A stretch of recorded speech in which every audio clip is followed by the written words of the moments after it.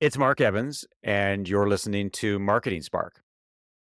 In a crowded SaaS landscape where new products literally launch every day and attention spans are shorter than ever, strong messaging isn't just important, it's essential.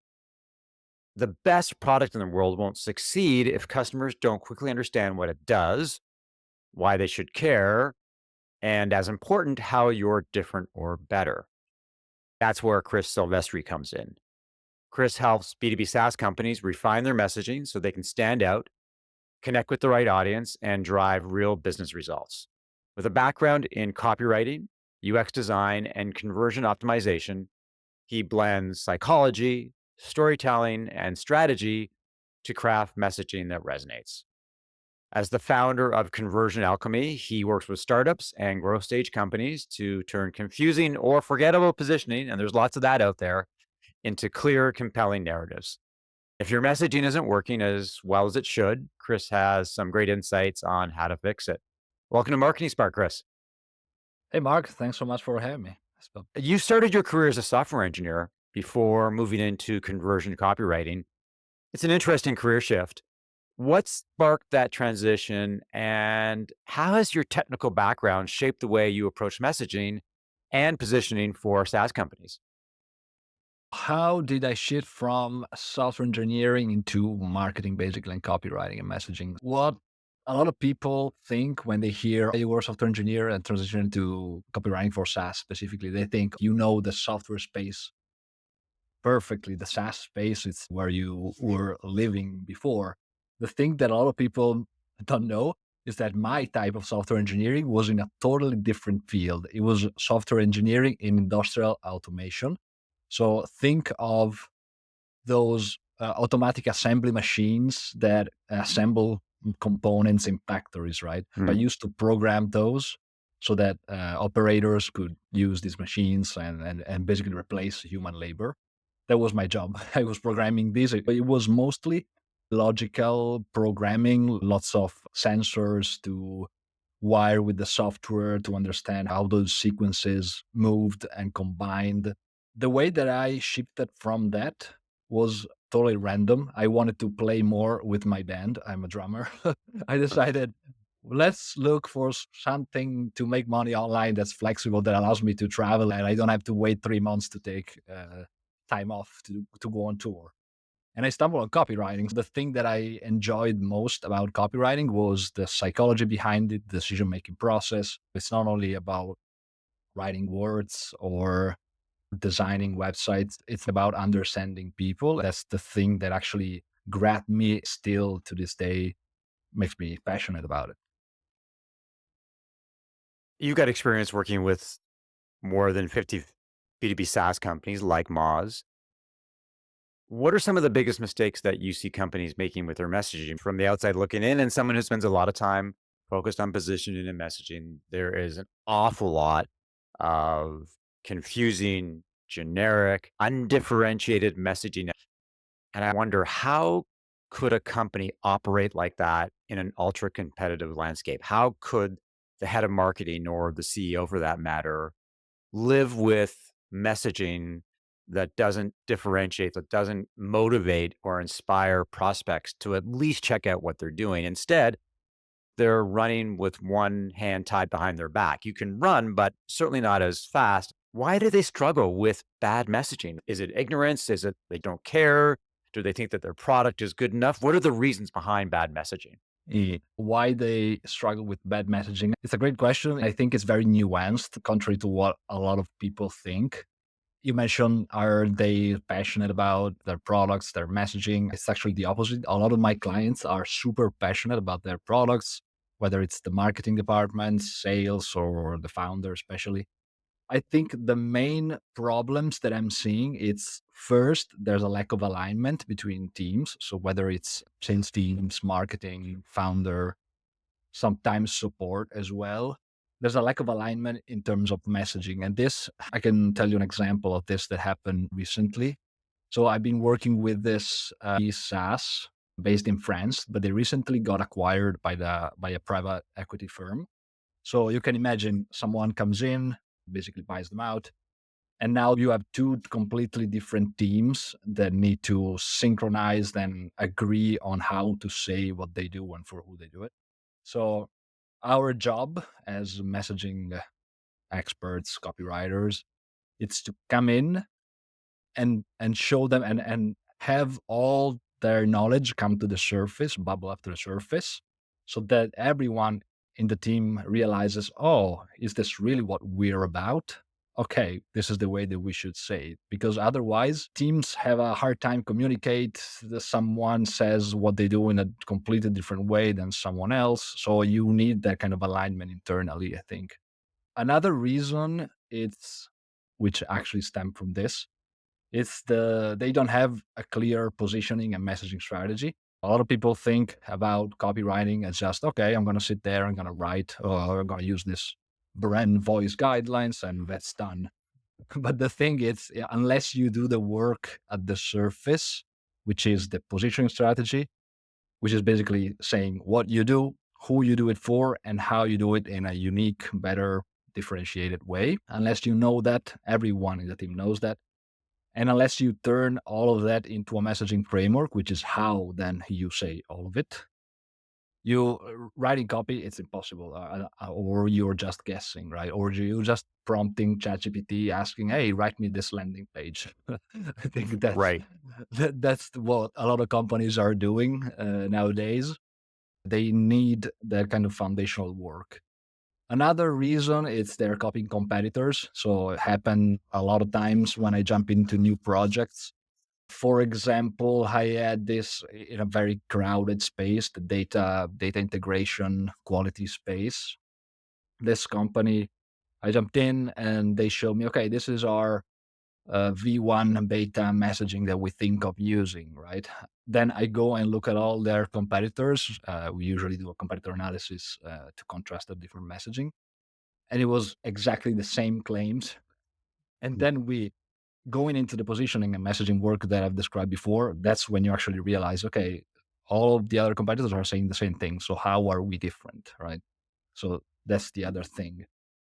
Finally, probably one last mistake that I see them making, it's that they're even if they have a good positioning messaging strategy, that's set in stone, which means that they don't rework it when there are certain triggers, which I think you should typically revisit, rework your positioning messaging strategy, either when there's a major market change or maybe new competitors pop up, or you have a product pivot that you want to look into and adjust for, or worst case, like every 6 to 12 months, you should probably revisit your strategy.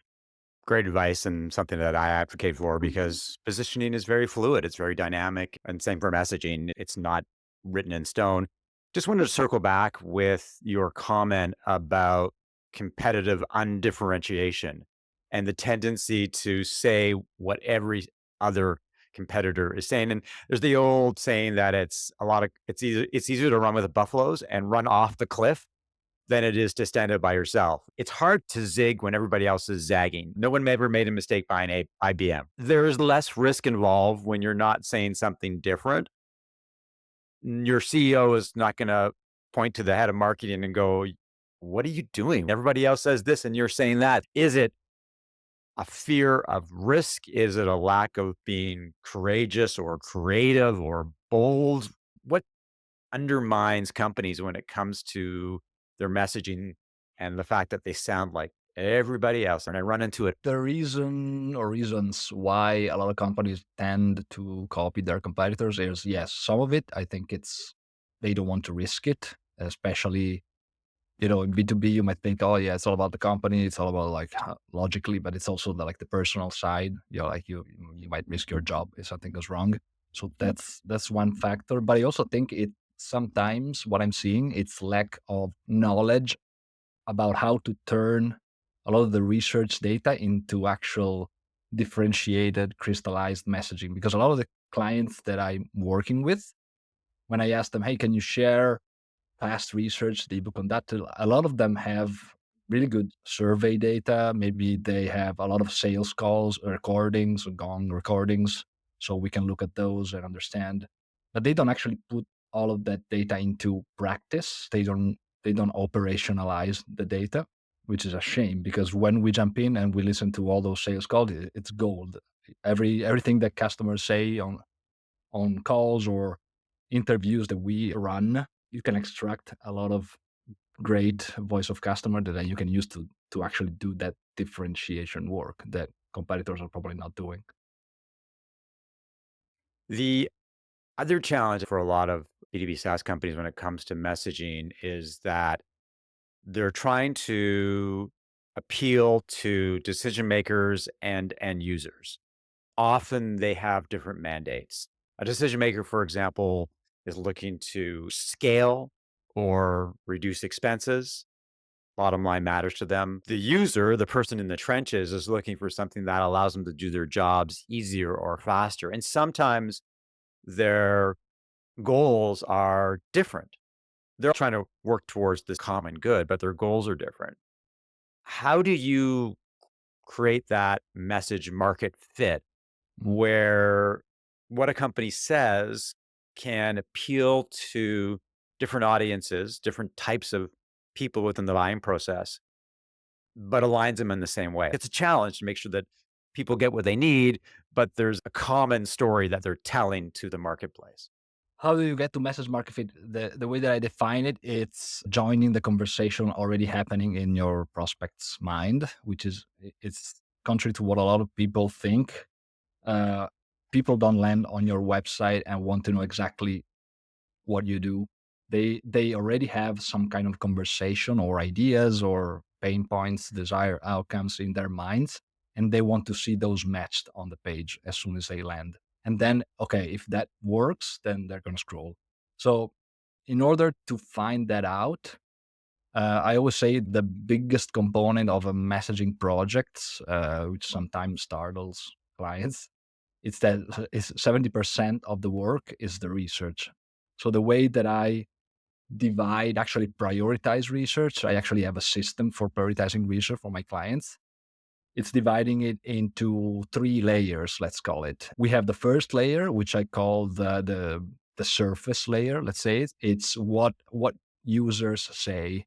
And if you don't have this data, it's the easiest, fastest data to collect, which is looking at review websites online, looking at other competitors' websites. Maybe you have already have surveys, NPS surveys that you can look at. So anything that's already available that tells you, okay, this is how our customers, whether it's end users or decision makers, this is how they speak. And we can use it, mirror it on the website. That's already a lot of the good work. The second layer, it's the kind of the structural layer, let's say, which in my case, I really associate with the UX work that I do. And this is what users do on the website. So to understand this, you look at how they navigate through the website. Maybe you have heat maps, user interaction data installed on the website, so you can understand the patterns that they go through. You can understand the user flow through the website pages. So that's super important as well, because you have to know when to present what content to them. The final layer is the deeper layer. This is why users act. And you get this data by doing the hard work, which is interviewing customers or running your own surveys. But there's also nuanced aspect to this, which is not really asking them about when you do interviews, you don't ask them, hey, what do you like about this product? Or what could we do better? Okay, that's all good. But what you need to understand here is the decision making process. And that's Mhm. what tells you, okay, this is where we need to differentiate our messaging for daily users, for example, from check signers or from managers. So all of those little nuanced differentiations, you understand them by going through these three layers that give you much more insightful and useful data that you can use. Great insight. Thanks for that. And one of the things that I'm really curious about when it comes to positioning and messaging is understanding why someone would change how they're doing their jobs Mm, on a day-to-day basis because change is challenging, it's daunting. Some people look at change and simply say, I don't want to change. I like the tools that I have, even though they're not perfect. In fact, they could be far from perfect. And change is intimidating because it means learning new Mm. ways of doing things. I guess one of the obvious questions here is how do you inspire, encourage, educate someone that about what's possible and that change can be a very positive thing as opposed to something to be afraid of. For example, we write a page for a website. There's a couple of section, kind of a specific flow that we go through, and always towards the end of the page, I always think of it as the anxiety reducing section of the page, which helps addressing exactly as you said the shifting costs that people incur in obviously considering another solution. And to understand that, obviously, in our research, customer interviews, we ask those questions. Like we ask when you were evaluating to current customers, when you were evaluating the product, were you considering alternatives?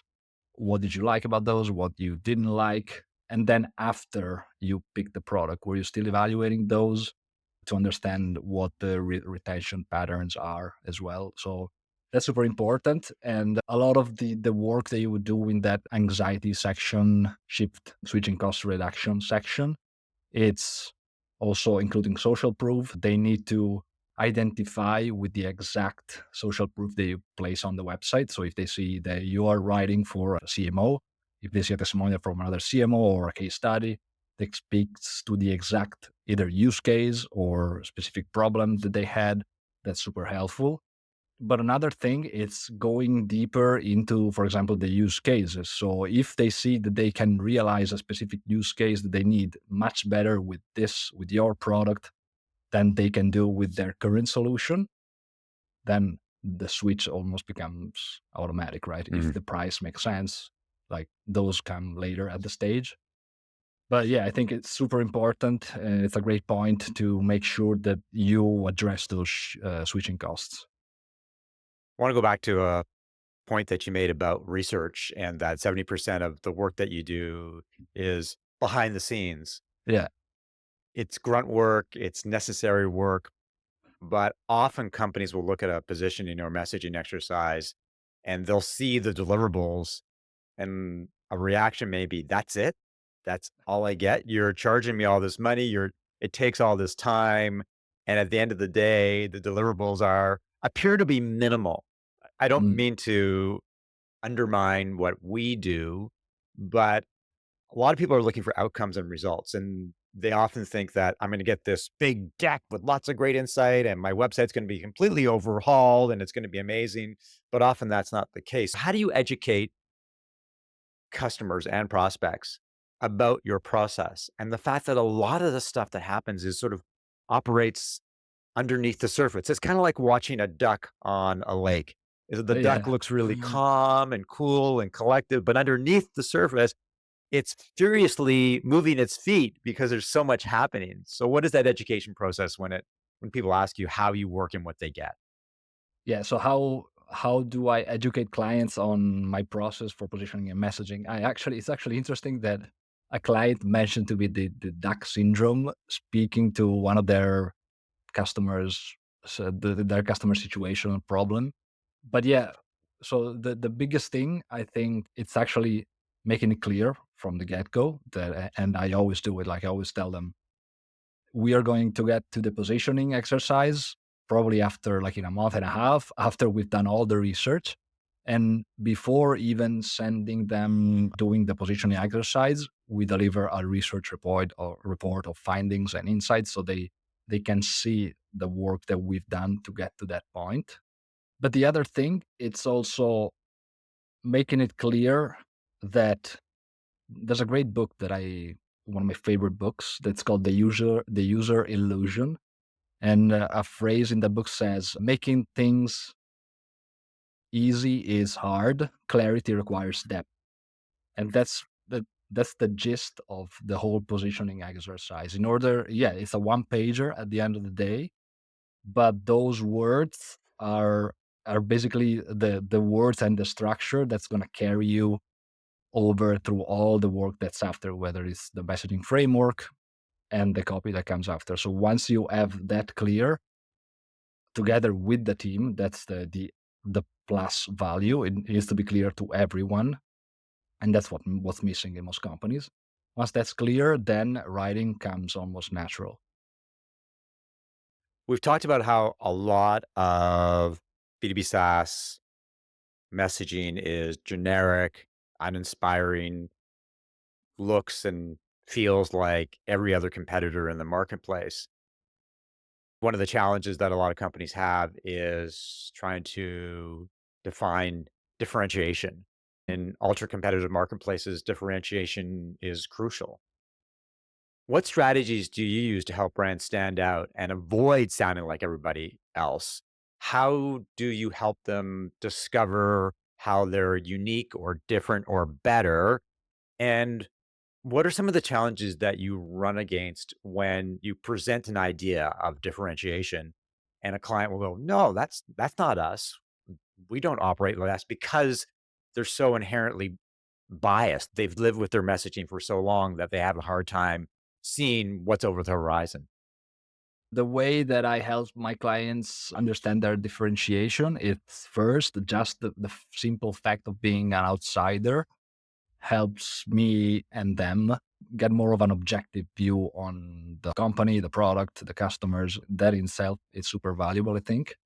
But the other couple of things that I do, one, it's understanding and kind of extracting from them because sometimes they keep it hidden, extracting their point of view, especially from the founder. If the founder scratched their own itch or they've been in the industry for a long time and they have a very strong point of view or insight into the industry, that's super valuable to differentiate the messaging. A lot of times the product might be pretty much the same as other companies, but what Mhm. differentiates it, it's the approach and the point of view. Where are they coming from?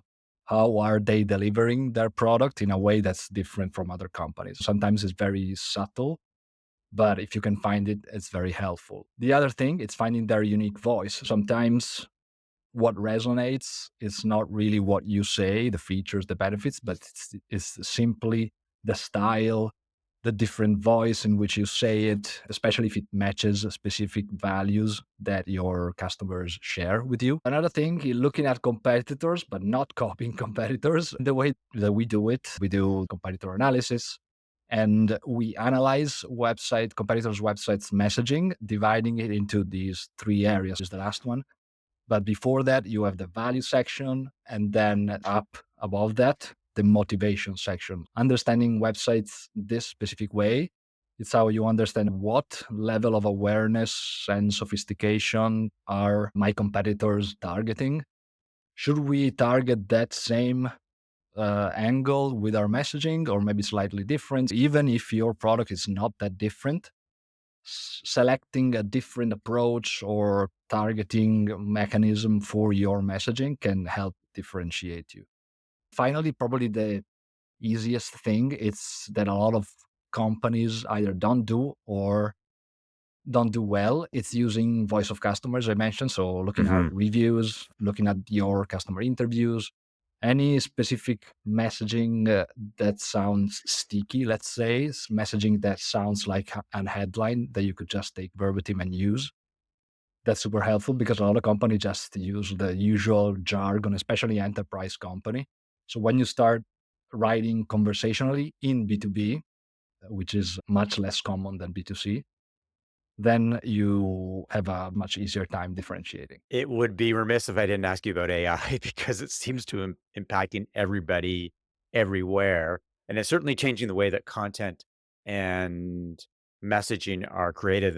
And for that matter, a lot of website content you can tell is being generated by ChatGPT.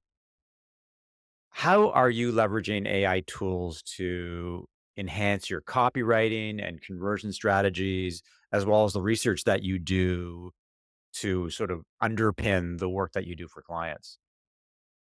So how do I use AI in my work? I say everywhere. I started probably 2 years ago when ChatGPT 3 was out.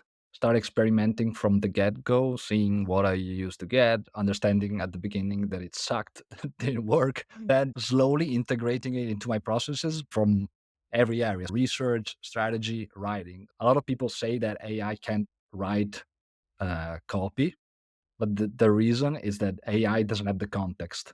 The things that I think are more important for you to use AI for messaging copy is to give the AI as much context as possible right from the beginning of the project. When I start a project, for example, for a client, I use a couple of different tools, but everything that I share with the client, so even the first strategy session before signing the proposal, I shared it with AI. From that, we I shared the proposal.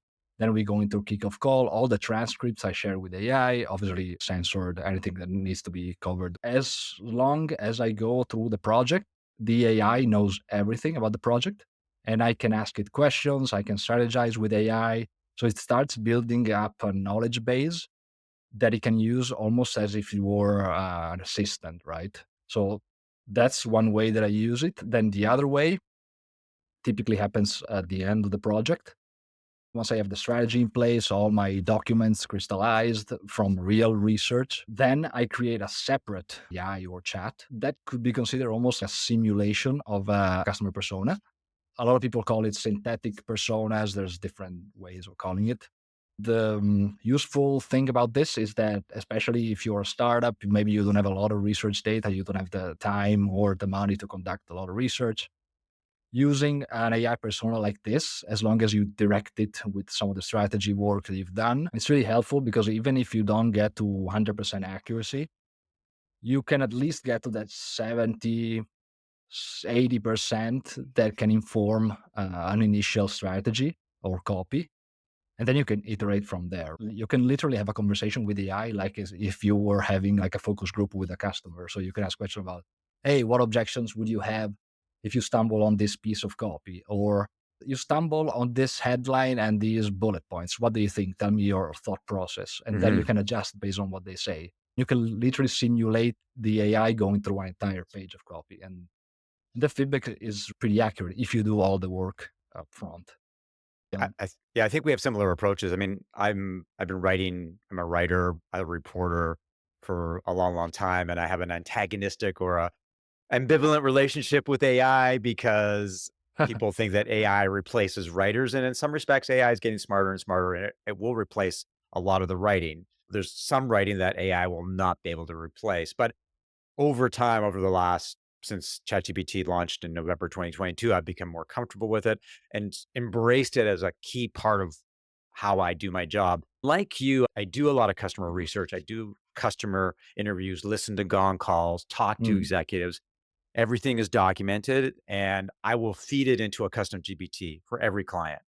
I've got a living, breathing yeah. creature that knows my client inside out. When I ask for strategic and tactical guidance, it's not going out into the ether. It's in some respects working off the documentation that Yeah. I've given it. It's almost like Frankenstein. You're trying to control the beast. So it's a really interesting battle. Admittedly, as marketers, we have to embrace AI. We can't fight this fake battle and recognize that it's going to do a lot of the work. I don't think it's going to replace marketers, but it'll be a great tool as we move forward. There are, however, some marketers that feel that AI generated content lacks originality and emotional depth. How do you balance AI driven insights with human creativity to craft messaging that converts and resonates?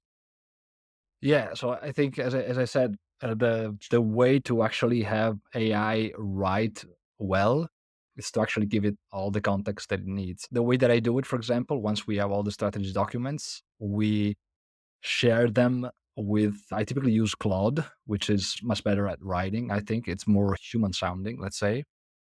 With the team, we use another tool, it's called Team GPT, where we can collaborate, we can share chats with the same project knowledge so that we can basically have the same voice. I could literally give it to a client and they could write the copy that I write sometimes. Thing is, if you don't do the work at the source, AI will always write content that's jargon, AI jargon, ChatGPT jargon. The way that I see it is having that human in the loop in the sequence that always knows what stage you're at the project, can intervene and can edit. Almost our jobs as copywriters have become almost more of like editors rather than writers. A lot of the first drafts, AI is pretty good at giving them, but then you Mm-hmm. have to jump in with your own knowledge of the research and know where to edit, what to edit, how to edit. That's key. The next step is going to be agentic workflows. For example, having an entire team of agent, every AI agent will probably do a specific targeted job, which helps a lot with the limits that current commercial AIs like ChatGPT, Claude have, limit in terms of context, response limit. That's probably going to be the next step. I'm already kind of working on it, on implementing some of those. Wanted to ask you about usability. We can craft words and messaging that say the right things, that make an impact, that capture people's attention and show that we're empathetic to their goals and challenges. But obviously, UX plays a important role in getting people to take that next step, making it clear that here's what we want you to learn, but now here's what we want you to do, Mm. which is the 1-2 punch of messaging and conversion. How do usability and conversion go hand in hand? How do you incorporate UX and usability testing into your messaging process to ensure there's a seamless experience for prospects? Yeah, the way that I integrate UX with copywriting messaging, it actually stems from my work. I also used to work at a usability testing startup. Did that for 2 years as a UX lead. So, and actually, now that I think about it, a lot of the work that I used to do as a software engineer, I used to design the human machine interfaces, right? So this touchscreen displays that operators use to command the machines.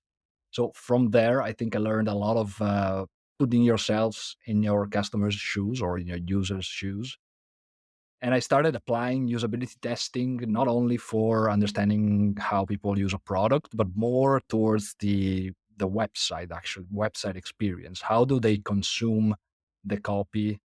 Yes, you can do it looking at heat maps, user recordings with something like Hotjar, but with usability testing, especially if you can find the right tester pool, so people that are pretty close to your target audience's demographics and psychographics, then you can ask questions about, okay, hi, hey, where would you go to find this specific information?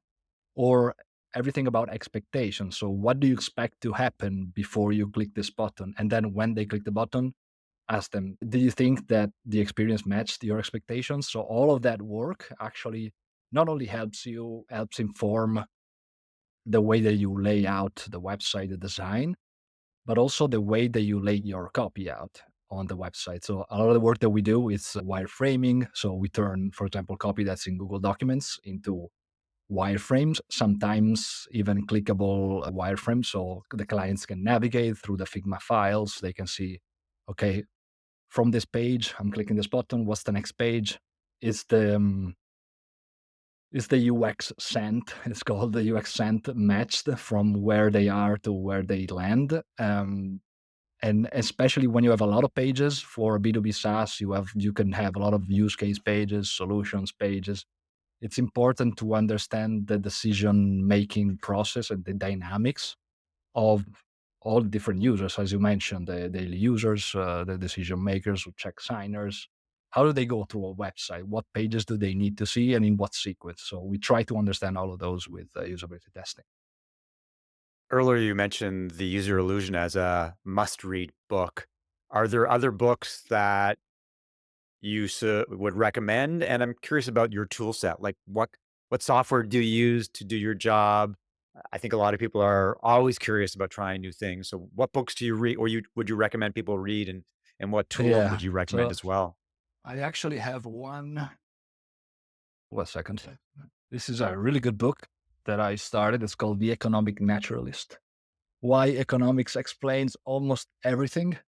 And it explains all the different ways that simply framing things influences our decisions and how it's already happening all around us. It's a really good one that I've never heard a lot of people talk about. I think it was recommended by Rory Sutherland, Ogilvy, UK. As far as tools, so for AI, one not a lot of people know or use, it's Gemini 1.5 Pro. but I don't use it through the normal interface. When you Google Gemini, you get to a normal interface, which is kind of like ChatGPT. I use it through Google AI Studio. You can use Gemini, their paid model, 1.5 Pro, their 2 Flash. You can use it for free with Google AI Mm. Studio. I've been using it for free for a year and a half now, which is crazy to me. The great thing about that is the huge context window, which is 2 million tokens compared to ChatGPT, who's got 200,000. You can literally upload dozens, hundreds of transcripts, interview transcripts, all the research documents. I think the maximum that I've reached for a client project was 700,000 over like the 2 million total. So Mhm. I didn't even use half of it. So that's a good tool. The other one I mentioned, Team GPT, but recently it's only enterprise. I don't know why they shifted their model. The other one, yeah, I would recommend Claude. If you want to start writing with AI, create a Claude project inside Claude with your research documents. It's not a huge amount of space, but if you have good synthesized research documents, then it's pretty good at maintaining the same voice and tone. This has been a great conversation. We've covered a lot of ground. Where can people learn more about you and what you do? You can find me on conversionalchemy.net, which is our website. I have a newsletter and a podcast as well if you want to check those out. And I'm mostly on LinkedIn if you want to connect. Thanks, Kristen. Thanks for listening to another episode of Marketing Spark. If you found this conversation valuable, let's keep the momentum going. Subscribe on Apple Podcasts, Spotify, or your favorite podcast app. Drop a quick rating and share it with your network. Your support helps more people discover the show. Running a B2B or SaaS company with $1 million to $10 million in revenue and looking for strategic guidance to fuel your growth? Let's talk about how I can help you sharpen your positioning, optimize your marketing, and scale with confidence as a fractional CMO and strategic advisor. Reach out via email, mark@markevans.ca, or connect with me on LinkedIn. I'll talk to you soon.